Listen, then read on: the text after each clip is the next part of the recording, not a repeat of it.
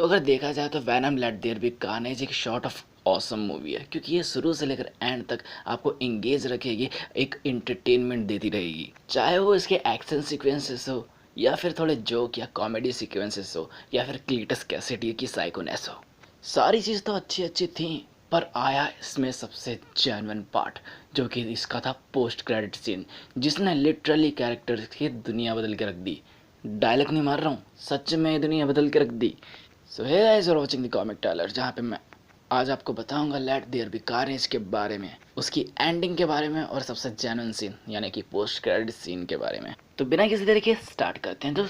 तो जो इसका क्लाइमैक्स है वो एक चर्च में टेक प्लेस करता है, जहाँ पे क्लीटस कैसिडी और इसकी जो फियांसी होती है श्रेक, या फिर इसकी गर्लफ्रेंड होती है, इनकी दोनों की वेडिंग हो रही होती है। बट तभी यहीं पर है ना, कबाब में हड्डी यानी कि अपना वैनम टपक पड़ता है, और फिर इन दोनों के बीच में होती है एक ऑसम सी फाइट, जिसको देख कर दिल भर आता है। लिटरली यार दिल भर आता है। बट ना यहाँ पे हमको देखने को मिलता है कि वैनम से बहुत बहुत बहुत ज़्यादा स्ट्रांग है यार।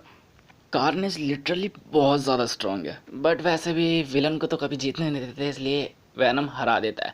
और बेसिकली जो सबसे बड़ा रीज़न है इसको हराने का, वो इन दोनों के बीच की बॉन्डिंग होती है, क्योंकि जो एडी ब्रॉक और वैनम के बीच की बॉन्डिंग होती है वो क्लीटस कैसिडी और कार्नेज की बीच की बॉन्डिंग से अब वे स्ट्रांग होती है। यानी फिजिकली बॉन्डिंग की बात नहीं कर रहा, फिजिकली बॉन्डिंग तो कार्नेज और क्लीटस कैसिडी की बहुत ज़्यादा स्ट्रांग है वैनम और एडी ब्रॉक से। बट जो फीलिंग्स के बॉन्डिंग होती है, या फिर अच्छे से एकदम जो माइंड टू माइंड बॉन्डिंग होती है, वो उन दोनों की ज़्यादा बेटर है। तो होता क्या है कि लड़ाई के बीच में ना वैनम की फटके चार हो जाती है, लगभग हार ही जाता है। तभी श्रीक आती है, चिल्लाती है, जिसकी वजह से दोनों की वाट लगती है और दोनों अपने ह्यूमन फॉर्म में नीचे आके गिर जाते हैं। इसी बीच का फ़ायदा उठा के वैनम आता है और उसके अंदर से उसका जो जो सिम्बियोट होता है यानी कार्नेज होता है, उसको निकालता है और बस खा जाता है। नहीं मतलब सच में खा ही जाता है भाई। अब ये सब होने के बाद भाई क्लिस्टस कैसिडी तो हार ही चुका है लगभग। तो वो अपनी प्यारी प्यारी बातें करता है, बहुत साइंटिस्ट साइंटिस्ट से मोमेंट बताता है लाइफ के, वगैरह वगैरह। फिर वैनम क्या करता है, उसकी मुंडी खा लेता है, लिटरली इसकी मुंडी खा लेता है और फेंक देता है।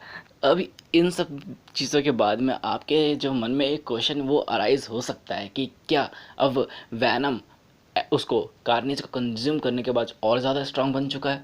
तो आंसर है नहीं, क्योंकि यहाँ पर ऐसी चीज़ें काम नहीं करती कि एक सिम्बियोट दूसरे सिम्बियोट को खा ले तो उसकी पावर उसमें आ जाएंगी, क्योंकि बेसिकली यार उसका खाना है, वो उसको डाइजेस्ट कर लेगा और अगली सुबह चलो छोड़ो। तो ऊपर ऊपर से बता दूँ तो ऐसा नहीं होगा, क्योंकि बेसिकली वो उसी की बॉडी का पार्ट था जिसको उसने खा लिया, और अगली सुबह सॉरी फिर से छोड़ो।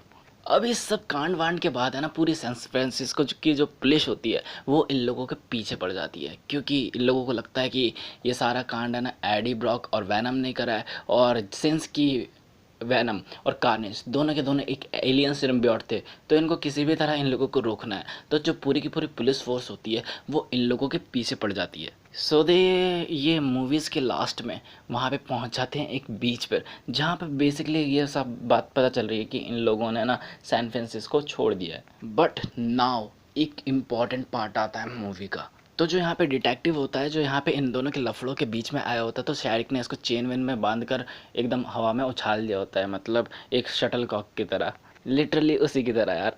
तो यहाँ पे हमको देखने को मिला है कि वो है ना पत्थरों वत्थरों के नीचे दबा पड़ा रहता है और अभी भी ज़िंदा है। और उसकी आंखों की तरफ देखोगे तो उसकी आंखें एकदम वैसी हो चुकी है जैसे सिम्बियोट की है। और वो बोलता है एक बहुत इम्पोर्टेंट वर्ड, मॉन्स्टर्स। तो अगर कॉमिक्स के हिसाब से देखा जाए ना, तो फिर जो भी ये वो था डिटेक्टिव था, वो इफ़ेक्ट हुआ था एक सिम्बियोट से जिसका नाम था टॉक्सिन, जो कि कार्नेज का सुपुत्र है, यानी कि ये भी ऑफस्प्रिंग है कार्नेज का।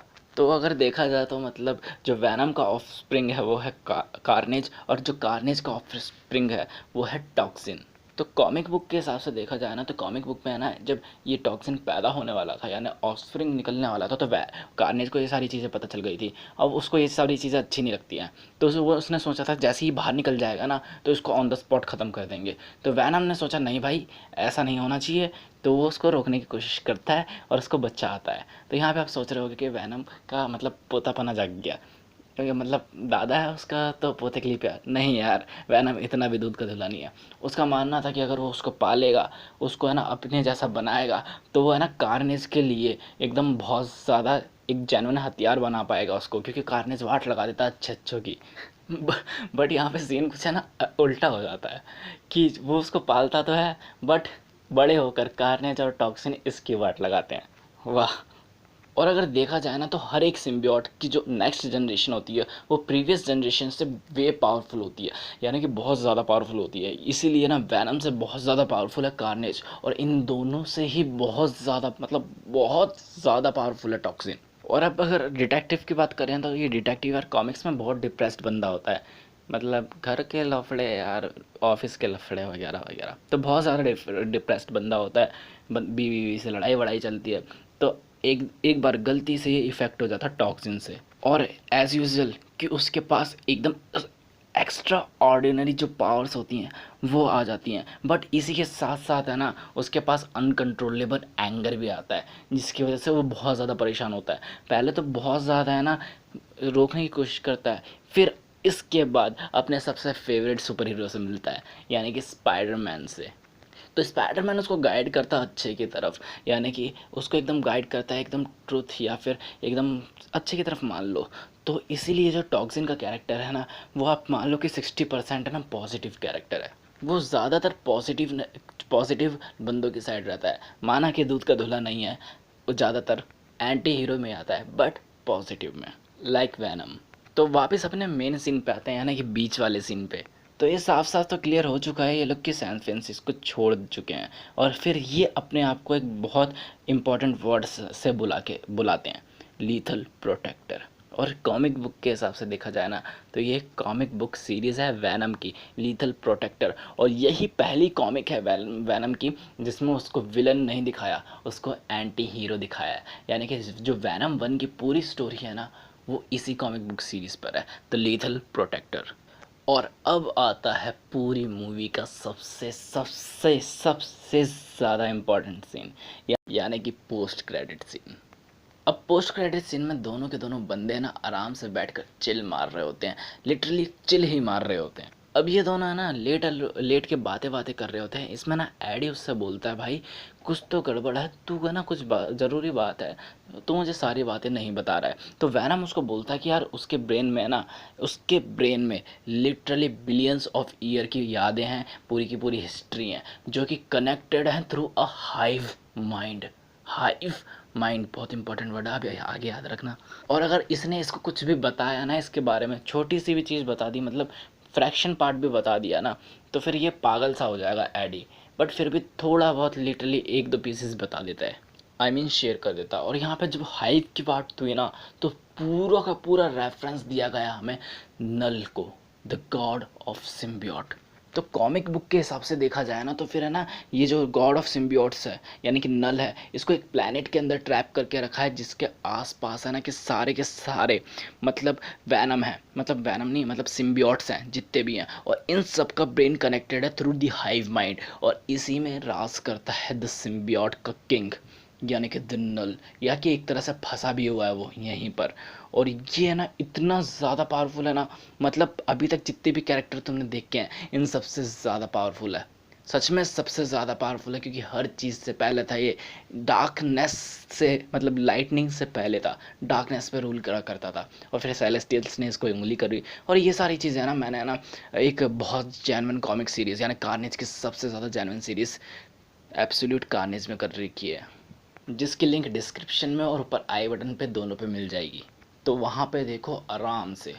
Now back to the topic. ये दोनों लेट के आराम से चिल मार रहे होते हैं, तभी कुछ होता है, तभी लिटरली बहुत कुछ होता है कि वक्त बदल जाता है, जज्बात बदल जाते हैं, और सच में दुनिया बदल जाती है, क्योंकि जो अजीब सा कुछ होता है और जो फेवरेट सीन होता है, यानी कि जो कि फेवरेट टॉपिक चल रहा होता है, वैनम का जो फेवरेट टॉपिक होता है वो टीवी पे चल रहा होता है, और उसको हट के वहाँ पे न्यूज़ चल जाती है ट्रिपल जे की, यानी कि जे थॉमसन की, जिसमें वो एक्सपोज कर रहा होता पीटर को, यानी कि पीटर का कच्छा फाड़ रहा होता सबके सामने कि ये है स्पाइडरमैन, यानी कि post credit scene of far from home.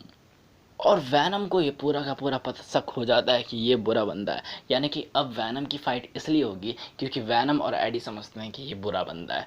और लिटरली जो इसने टीवी को चाटा है ना, पक्का पता चल चुका है स्पाइडर की वाट लगने वाली है। और अगर टेक्निकली देखा जाए ना तो ये लिटरली पहले बंदे हैं जिन्होंने सिर्फ चिल करते करते दुनिया चेंज कर ली अपनी। देखा जाए तो चिल करते हुए, क्योंकि यार देखो, सिल्वी ने कांड करा था उधर, दूसरी तरफ वांडा ने कांड करा था, और तीसरी तरफ अपने डॉक्टर बाबू ने कांड करा था। बट इनकी तो दुनिया चिल मारते मारते चेंज हो गई। यानी कि अपना वैनम ट्रैवल कर चुका है एमसीयू यूनिवर्स में। और लिटरली इन्होंने वैनम की जो भसड़ है ना, वो अपने एमसीयू यूनिवर्स में एकदम जेन्युइन तरीके से सेटअप करी है, एकदम जेन्युइन तरीके से। और यहाँ पे एक क्वेश्चन आ सकता है कि क्या क्या ये वैनम सिनिस्टर 6 का पार्ट बनेगा? तो मेरे हिसाब से देखा जाए ना तो मैं 100% श्योर हूँ कि नहीं बनेगा। और वहाँ पे जो जो भी सीन था, जो कि हमने देखा होगा ट्रेलर में, कि उसके पीछे था कुछ डार्कनेस सी चीज़ें, तो वो मुझे लगता है यार कि मैं 100% श्योर हूँ कि वैनम नहीं है, और 60% श्योर हूँ कि वो लिजर्ड ही है। भले से वैनम सिनेस्टर 6 का पार्ट ना हो, बट ऐसा भी नहीं है कि वैनम नो वे होम में अपीयर नहीं हो सकता। मे भी हो सकता है छोटा मोटा रोल यार, मैनी पॉसिबिलिटीज़ देयर। क्योंकि ये यार सीन यहाँ पर देखो ना कि है ना, एक विलन ऑलरेडी ना उनने सेटअप कर चुका है वैनम 3 के लिए, टॉक्सिन को। तो ये क्यों अपनी भसड़ उसमें मचाएंगे? और वैनम से मतलब वैनम को सिनेस्टर सिक्स में पार्ट रखने का मतलब वैनम वैनम को पूरी तरह ईविल बनाना, एंटी हीरो छोड़ो, पूरी तरह ईविल बनाना, जिसमें वैनम की वाट लगाएगा वो। तो ऐसा कैसे होगा? तो अगर इस हिसाब से देखा जाए ना तो मे भी ऐसा कुछ हो सकता है कि ये सिनेस्टर सिक्स में पार्ट लेगा, फिर पिटने विटने के बाद अपनी यूनिवर्स में आएगा और वैनम 3 की स्टोरी कंटिन्यू करेगा। और मे भी होगा कि ये ना सोनी एकदम अच्छे से मर्ज कर दें पूरे वैनम के यूनिवर्स को और इसके यूनिवर्स को, और टॉक्सिन यहाँ पर आए, और हो सकता है वैनम 3 में हमको स्पाइडरमैन भी देखने को मिल जाए। तो इसी के साथ बहुत सारे सवाल हमारे ब्रेन में आ जाते हैं, और साथ ही में एंड करते हैं आज का ये episode. So this was the comic tailor, जहाँ पे मैं आपको एक्सप्लेन करता हूँ आपकी सारी favourite comics line by line and expression by expression. And for the more comics check out the channel and stay tune with us. तो जैसा कि मैंने बोला, बहुत सारी कॉमिक्स मिलेगी, आज जाके देखो कम से कम 118 से ज़्यादा। और कल मिलने वाली है आपको सबसे जहर कॉमिक्स पूरे कार्नेज की, मतलब जितना भी आज तक हमने देखा है कार्नेज को, उनमें से सबसे जहर कॉमिक्स यानी एब्सोल्यूट कार्नेज, वो भी पूरी की पूरी series in just one video. तो इतना सब कुछ कर लिया तो यार थोड़ा सपोर्ट तो दिखाओ यार, चैनल को अभी लाइक करो, और जैसा कि बोला थोड़ा सपोर्ट दिखाओ यार, सब्सक्राइब करो, बेल आइकन भी दबा लो ताकि नोटिफिकेशन आपके पास सबसे पहले आए। और जैसा कि बोला सपोर्ट करो यार। तो घर वालों को भी बोलो सब्सक्राइब करने के लिए, दोस्तों को भी बोलो, और जितनी जान पहचान है उनको भी बोलो। और कमेंट सेक्शन में लिख सकते हो कि आपके थॉट क्या हैं, कि कैसे ये बंदे मर्ज कर सकते हैं वैनम को उसके साथ, या फिर क्या क्या हो सकता है। आप क्या सोचते हो उसके बारे में कि ये सिनिस्टर सिक्स का पार्ट हो सकता है या नहीं हो सकता, और भी, या फिर जो भी क्वेश्चन पूछना है, या फिर कॉमिक्स के लिए जो भी सजेशन है वो सब। और इन दी एंड जाते जाते शेयर करना बिल्कुल मत भूलना, क्योंकि जितने ज़्यादा लोग होते हैं उतना ज़्यादा मज़ा आता है। सो बाय।